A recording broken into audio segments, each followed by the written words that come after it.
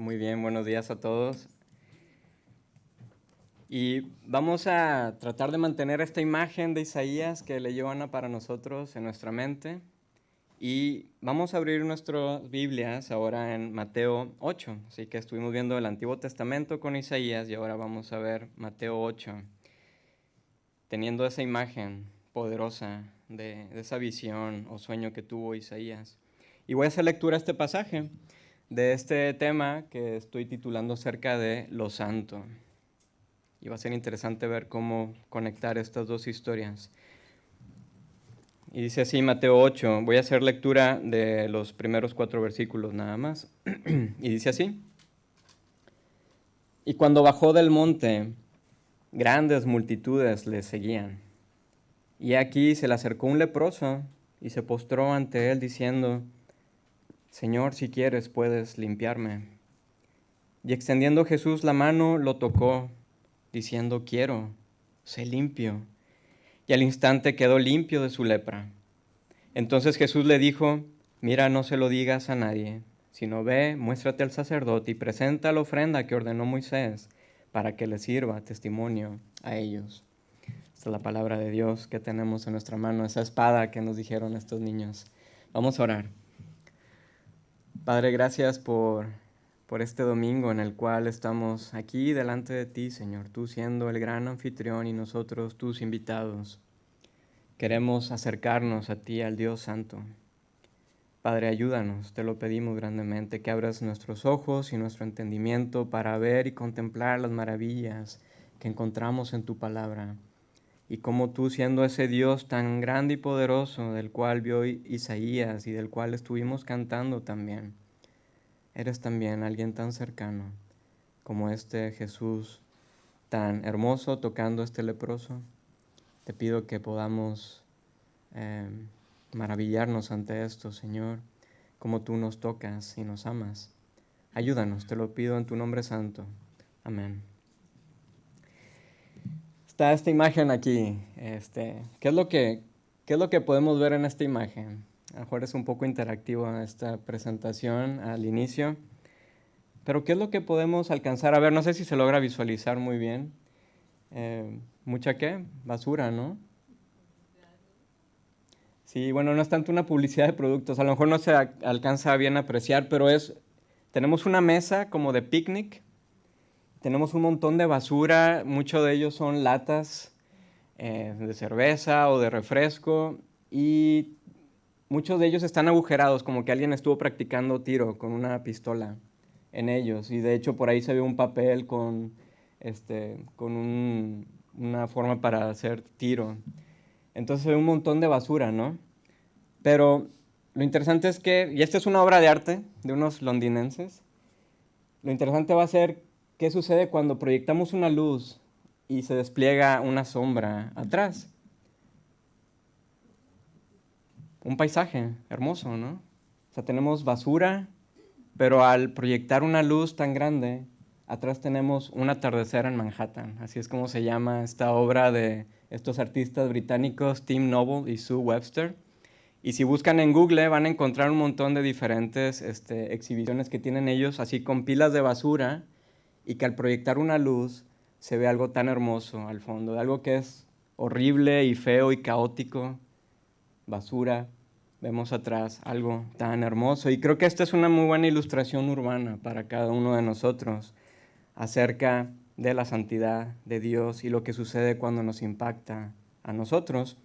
Y aquí en este pasaje que les leí de Mateo, tenemos el primer milagro de Jesús después de su sermón del monte, el cual encontramos en los capítulos del 5 al 7 de su evangelio. Y en este sermón del monte, si podemos recordarlo, yo creo que muchos lo hemos escuchado, Jesús comparte muchas cosas muy importantes acerca de su nuevo reino, el cual es totalmente diferente a los reinos que tenemos y que han existido en nuestro mundo. Incluso es muy diferente a los mini reinos que tú y yo construimos constantemente.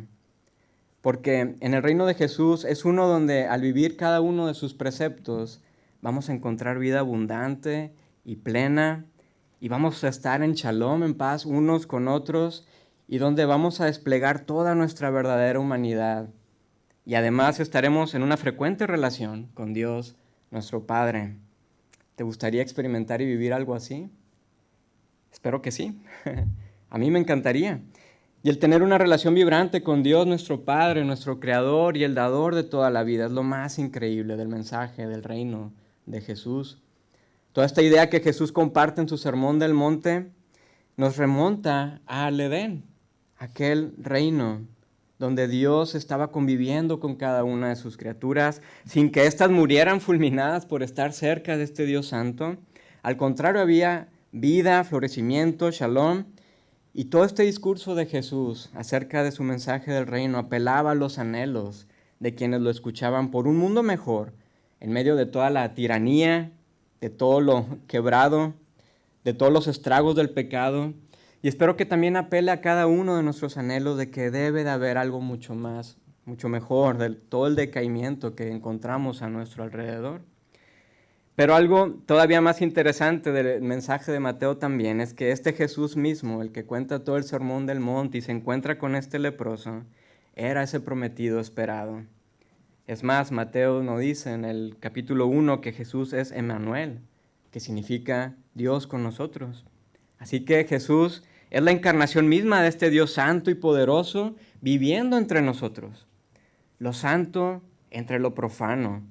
Esa conexión maravillosa, ese matrimonio entre la unión del cielo y la tierra. Esto es totalmente asombroso. Y entonces Jesús baja del monte y nos dice Mateo que muchas personas lo empiezan a seguir, una multitud de personas. Pero de pronto se acerca un leproso. Así que puede ser una simple historia, a simple vista, ya que son solamente 4 versículos que leímos muy rápidamente. Pero esta es una historia muy bella y muy profunda. De hecho, durante toda esta reflexión vamos a estar alejándonos varias veces de este encuentro para ver otros ángulos para poder comprenderlo. Es como proyectar una luz a esta pila de basura. Pero además también esta historia es muy cercana para mí, ya que desde hace muchos años atrás que padezco eczema, no tengo lepra, no os preocupéis, pero padezco eczema o dermatitis atópica, el cual es un reflejo todavía de una enfermedad que tengo autoinmune y que ha bajado mi calidad de vida. Así que yo también siento el peso del decaimiento en mi mismo cuerpo. Y si yo viviera en los tiempos bíblicos, este tipo de enfermedad que puede ser simple ahora, yo sería considerado un leproso. Tendría que dejar entonces a mi familia y a mi comunidad y vivir solo, totalmente aislado y estigmatizado de toda la sociedad. Y la lepra en aquellos tiempos, sobre todo en los tiempos del Antiguo Testamento, era cualquier tipo de piel que si progresaba podía entonces llegar a afectar los nervios periféricos, incluso los ojos, se perdía toda sensibilización, incluso se formaban llagas que dejaban la carne expuesta. Y cuando se detectaban los primeros signos de lepra en una persona, bueno, esta persona iba entonces con el sacerdote, quien lo iba a examinar y lo iba a declarar inmundo y lo iba a aislar solamente por 7 días. O sea, no era una condición permanente o no debería ser permanente. Y si la infección ya no avanzaba, entonces venía otra vez la persona, bueno, el sacerdote a la persona, lo volvía a examinar y la podía declarar limpia. Y entonces la persona volvía nuevamente a su comunidad. Pero si al contrario la infección avanzaba y progresaba y había ya carne expuesta, carne viva, el sacerdote lo declaraba inmundo, leproso.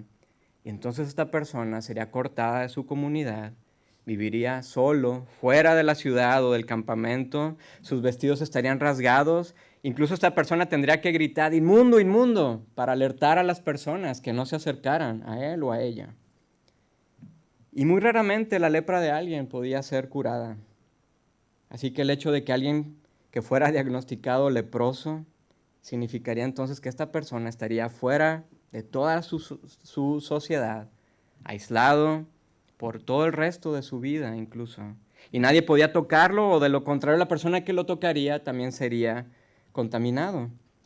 Así que esta persona con lepra sería como una especie de un muerto viviente. ¿Podemos imaginar esto? Qué terrible, ¿no? Qué horrible vivir así. Y si vamos atrás, en Levítico y Números, podemos encontrar todas las leyes sobre la lepra y la restitución a la sociedad y todos los sacrificios y las ofrendas requeridos para agradecer a Dios por la limpieza, si es que había una limpieza. Y Números 5, por ejemplo, nos dice, y habló el Señor a Moisés diciendo, manda a los hijos de Israel que echen del campamento a todo leproso, a todo el que padece de flujo y a todo el que es inmundo por causa de un muerto. Echaréis tanto a hombres como a mujeres, los echaréis fuera del campamento, para que no contaminen su campamento, donde yo habito en medio de ellos. Así que no iba a ser una condición permanente. Pero si alguien pues tenía lepra, bueno, tenía que padecer todos estos rituales. O si a alguien se le moría, pues un padre o la madre, pues tenía claramente que ir a enterrarlos. No iba a ser algo permanente. Pero tal vez para nosotros todas estas cosas pueden sonar muy primitivos o cosas muy retrógradas, ¿no? Pero recordemos que cuando abrimos nuestra Biblia y cuando la leemos es como si estuviéramos volando a otra tierra o a otra cultura.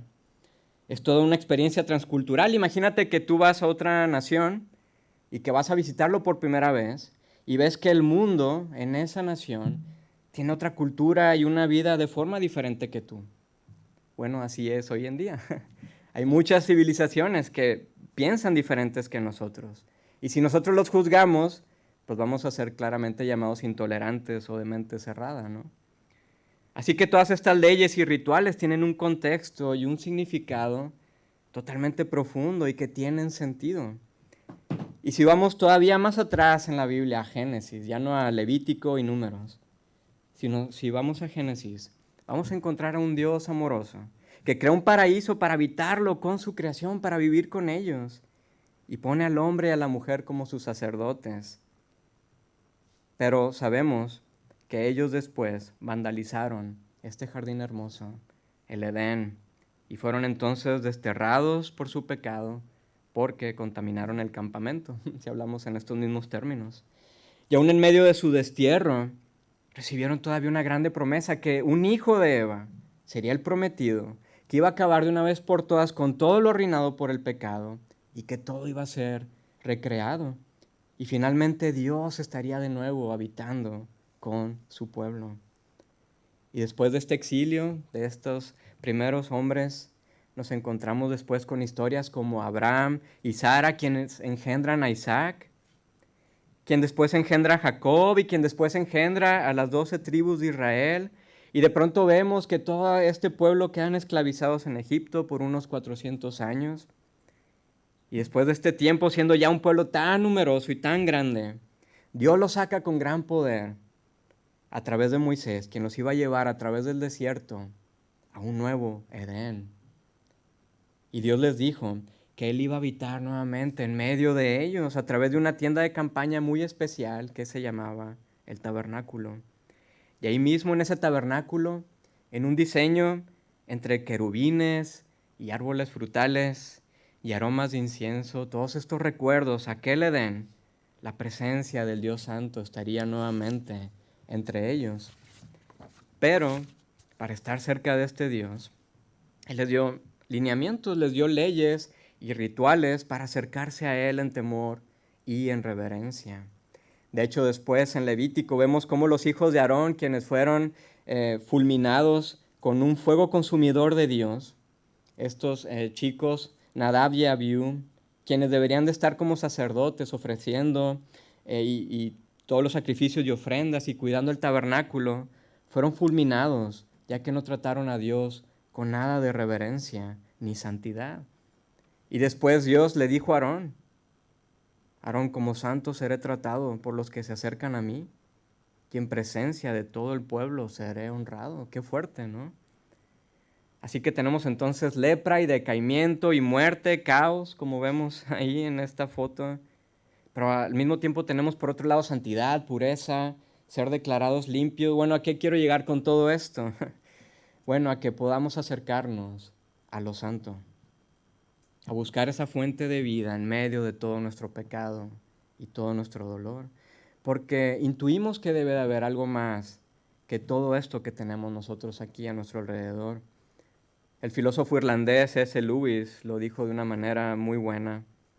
Si encuentro dentro de mí un deseo que ninguna experiencia en este mundo pueda satisfacer, la explicación más probable es que fui hecho para otro mundo. Yo creo que nosotros pensamos lo mismo que Luis, ¿cierto? De que tal vez fuimos hechos para otro mundo. ¿Y qué significa santo? ¿Qué significa esta palabra, santidad? A lo mejor para muchos de nosotros significa solamente alguien íntegramente moral. Cuando usamos expresiones como, bueno, esa persona es muy santo, o míralo, ay, qué santo. Pero, sin embargo, la palabra santo tiene un significado todavía más profundo e interesante. La palabra hebrea es kadosh, que significa separado o apartado o diferente. Así que Dios es santo porque es totalmente diferente a nosotros. Es trascendentalmente ajeno a nosotros. De hecho, cuando Dios muestra su santidad a Moisés y al pueblo de Israel en el Sinaí, cuando reciben las leyes de Dios, había un terror total en cada uno de ellos por ese despliegue grande de la gloria de Dios. Pero Dios todavía, ese Dios santo, en medio de ese terror y en medio de su amor y su bondad, puso lineamientos para que nosotros podamos tener una comunión con Él, con un Dios que nos ama como un Padre y nosotros somos sus hijos. Y en esa gran bondad y gracia, Dios hace suyo a este pueblo y lo separa de las demás naciones y lo declara nación santa. Así que la nación de Israel sabía la diferencia entre lo santo y lo profano, entre lo limpio y lo inmundo. Y vemos que en medio entonces de la santidad de Dios, de este Kadosh, hay vida, hay florecimiento, hay shalom, como esa proyección ahí. Pero ¿qué hay en medio de nosotros? Bueno, sabemos que hay muerte, hay decaimiento, hay totalmente un montón de caos y totalmente destrucción y abandono. Y el estado de lepra entonces era un recordatorio de nuestra condición. Pero bien podemos no tener ni lepra o incluso ni mi dermatitis para saber que este mundo no debería ser así. Hay fractura en todos lados. Podemos practicar mucho positivismo y muchos mantras, pero al final sigue la injusticia y continúan niños muriendo de maneras horribles, y hay divorcios y las guerras persisten, relaciones rotas. Y ahora entonces volvemos nuevamente a este pasaje de Mateo 8. Todo este contexto que estábamos viendo anteriormente nos proyecta entonces una luz admirable a este encuentro con Jesús. Es como encender esta lámpara a este paisaje de basura de estos artistas británicos. Porque tenemos a una persona que había sido declarada leprosa, inmunda, una persona que había sido destituida de toda su comunidad, alejado de su familia y sus amigos, que ni siquiera podía tener un contacto físico con sus seres queridos. Una persona abandonada a su suerte. Y no sabemos desde hace cuánto tiempo estaba sufriendo esto, pero bien podemos inferir que lo bastante para que él valientemente se acercara a Jesús. Y encontramos que se acerca a Jesús en total rendición ante él. El leproso se postra ante él. De hecho, otra traducción para postrarse es adorar. La actitud de este leproso fue de adoración a Jesús y todavía lo llama Señor, Kyrios, que es en griego. Y vemos entonces cómo este encuentro despliega muchos matices diferentes. En la sociedad grecorromana, Kyrios era un título apropiado para cualquier superior, pero usualmente se usaba para dirigirse al emperador, ya que era considerado un ser divino. Pero vemos en el Evangelio de Mateo que él lo usa con frecuencia para referirse a Jesús, donde vemos entonces cómo Mateo con su Evangelio nos está recordando que verdaderamente Jesús es el ser divino, es ese rey que viene con su reino para invadir nuestro reino profano, lleno de muerte y destrucción, para darnos un reino que es lleno de vida y lleno de esplendor. Y luego el leproso le hace una petición interesante. Señor, si quieres, puedes limpiarme. El leproso pudo haber usado palabras como, pues, si quieres puedes sanarme, o si quieres puedes quitarme esta lepra. Pero sin embargo usó la palabra limpiar. Bueno, porque esto puede ser muy interesante. Bueno, porque el leproso está pidiendo algo más allá de sanar su condición actual. Él no se está acercando a Jesús el milagrero o al genio de la lámpara, sino que se está acercando al Señor, Kyrios, a ese dador de vida, al mismo Santo de Dios. Y esta petición del leproso es audaz, pero también es humilde, porque él desea la declaración de limpieza, esa limpieza que en el sistema de leyes judías significaba ya no estar más en lo profano, ya no estar en lo inmundo, ya no estar en la muerte, sino estar en lo puro y en lo santo. Él había estado tanto tiempo en medio del hedor de muerte, de la ruina, del exilio, y deseaba volver a la vida. Por eso necesitaba de Jesús, quien horas atrás, en su sermón del monte, había hablado acerca de la vida verdadera, de nuestra verdadera humanidad y del nuevo reino por venir. Y amigos, creo que nosotros también y nuestros amigos tienen un deseo de tener verdadera vida. Tal vez no estemos sufriendo una condición extrema como este leproso, pero creo que muchos hemos experimentado o estamos experimentando cosas como este leproso. Algo desgarrador, las consecuencias de nuestro pecado. La muerte y el quebranto están a nuestro alrededor, nuestros propios cuerpos están en decaimiento y anhelamos algo más. Algo que sea verdadero, que sea bello y puro. Algo mejor que lo que nosotros tenemos aquí. Pero entonces, ¿cómo podemos acercarnos a este esplendor de fuego consumidor, que es el Dios Santo y dador de toda la vida? ¿Cómo nuestros anhelos pueden ser realidad? Bueno, vamos a poner en pausa nuevamente al leproso y a Jesús. Y vamos a viajar unos 500 años atrás. Y vamos a encontrarnos con un profeta de Israel, Isaías, hijo de Amós, de quien leímos su historia en el capítulo 6 que leyó Ana. Y esta es una experiencia totalmente impactante y revelador para nosotros. Porque lo que nos está relatando Isaías es algo totalmente dramático. No es nada romántico. Dice, vi al Señor sentado en un majestuoso trono, y el borde de su manto llenaba el templo. Lo asistían poderosos serafines. Cada uno tenía 6 alas. No son esos niños regordetes que vemos tal vez en algunas pinturas barrocas. No. Estos son unos seres, cuando vemos querubines o serafines, son como una especie de animales, los describen los profetas, alados, con alas. O sea que todo esto es dramático. Y estos serafines están cubriéndose el rostro con 2 alas, y con 2 se cubrían los pies, y con 2 volaban. Y se decían unos a otros, santo, santo, santo es el Señor de los ejércitos celestiales. Toda la tierra está llena de su gloria. Y sus voces sacudían el templo hasta los cimientos, y todo el edificio estaba lleno de humo. Así como Moisés y el pueblo de Israel en el Sinaí vieron al Dios Santo, también Isaías vio al Dios Santo. Y esta es una conexión increíble de lo santo con lo profano, de lo limpio con lo mundano, y estos seres alados, representando tal vez la creación de Dios, se encuentran gritando, Kadosh, Kadosh, Kadosh, es Yahweh Todopoderoso. Toda la tierra está llena de su gloria.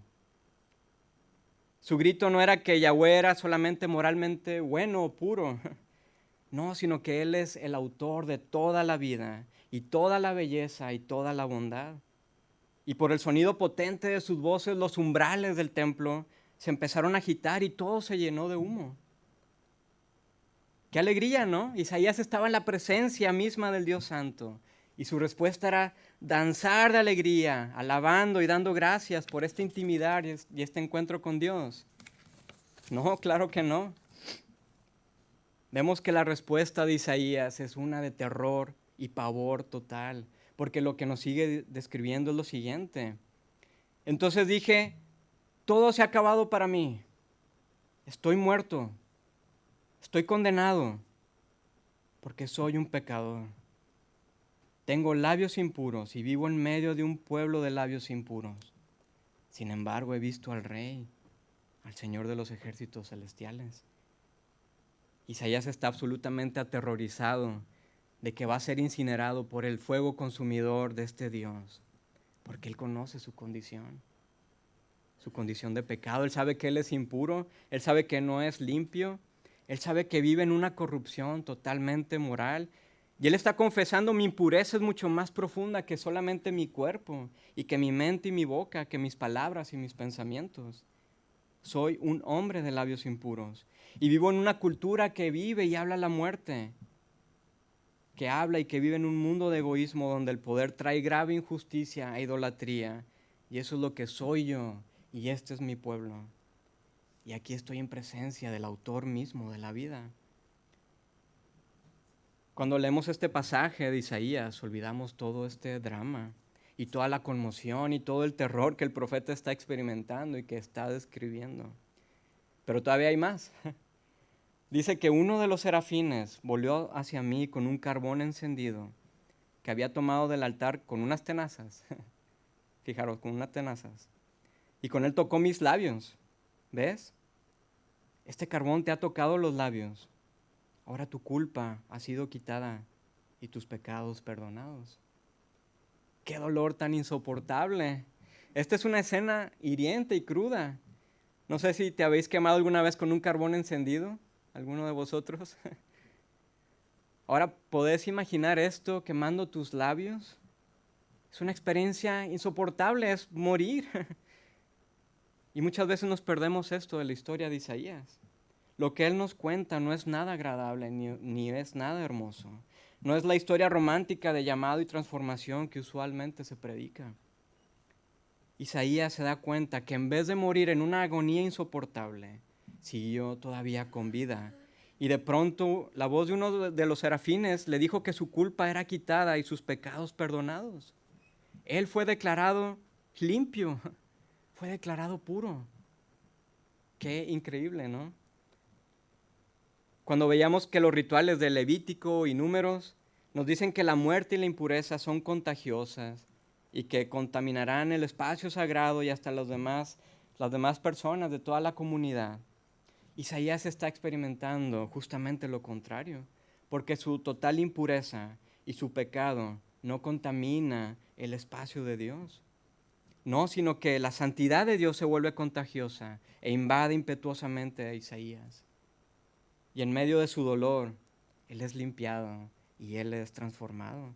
Su estado de decaimiento y de muerte explotan en una vida llena de esplendor. Vemos cómo en el desarrollo del Antiguo Testamento, sobre todo en la vida de los profetas, es que vemos que el propósito de Dios nunca fue que estuviéramos en una situación permanente y aislados de Dios para siempre.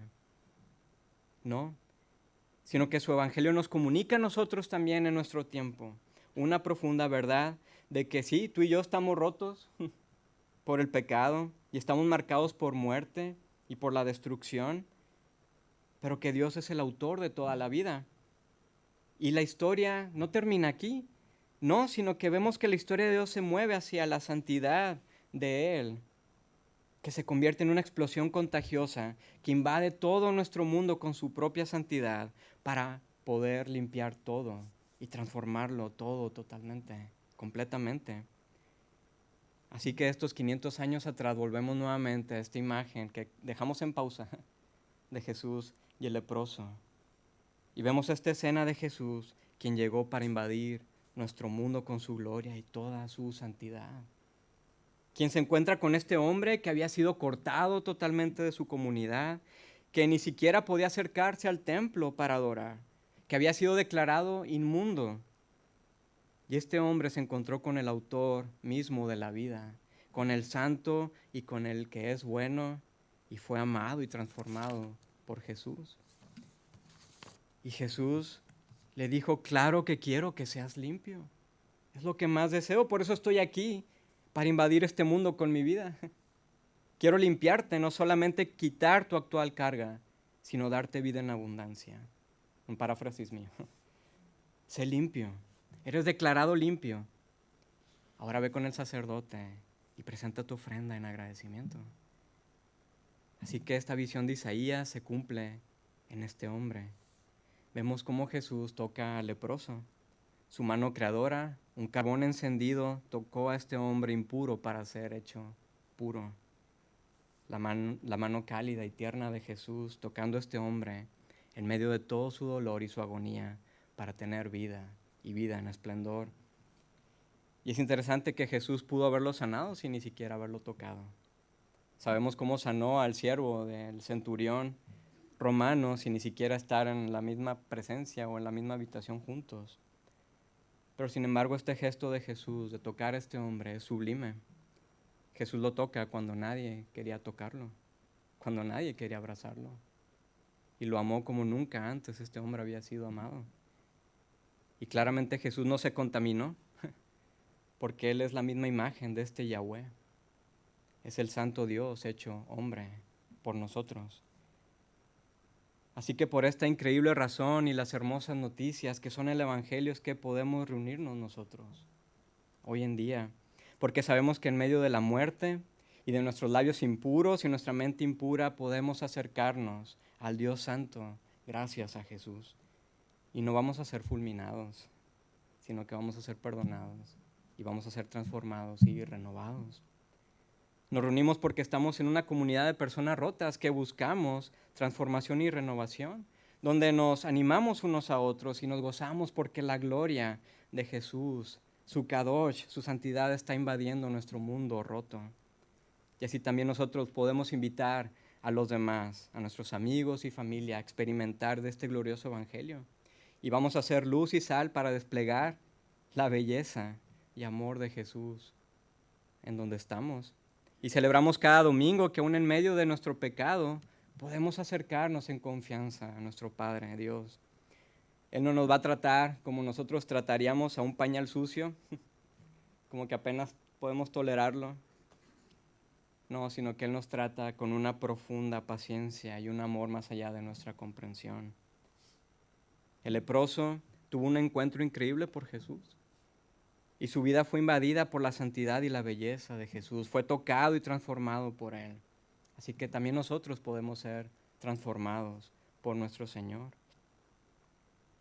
Que como comunidad podamos contagiar también con su santidad y su gloria y servir a nuestra ciudad con las buenas noticias del reino de Jesús. Que podamos mostrar también en cariño y empatía como Jesús por quienes también anhelan algo más que esto. Por quienes tienen una nostalgia como nosotros del shalom, por quienes se sienten abandonados, excluidos y en quebranto. Así que qué increíble, ¿no? Que podemos acercarnos tú y yo a lo santo, a este Dios santo. Oremos. Padre, muchas gracias porque tenemos este encuentro que nos relata Mateo, de este hombre que había sido totalmente excluido por su condición. Pero Señor, muchas veces nos sentimos también como el leproso y necesitamos tu cariño, necesitamos tu abrazo, que tú nos toques y nos transformes y nos renueves, Señor. Queremos realmente ver todas estas realidades como lo vio también Isaías en este relato que nos cuenta, de que tú eres este Dios santo y que vas a llenar toda esta tierra de tu gloria. Y lo vas a hacer, Señor, y lo vas a cumplir. Mientras tanto, ayúdanos, Señor, en el día a día. Ayúdanos a acercarnos un poco más a ti en el día a día, en medio de las actividades en las cuales estamos, en medio de la escuela o el trabajo, o en lo que estemos haciendo, que podamos ser invadidos, Señor, por tu santidad y tu belleza, y que podamos invitar a otros a poder admirar también esto. Te lo pedimos en tu nombre, Padre. Amén.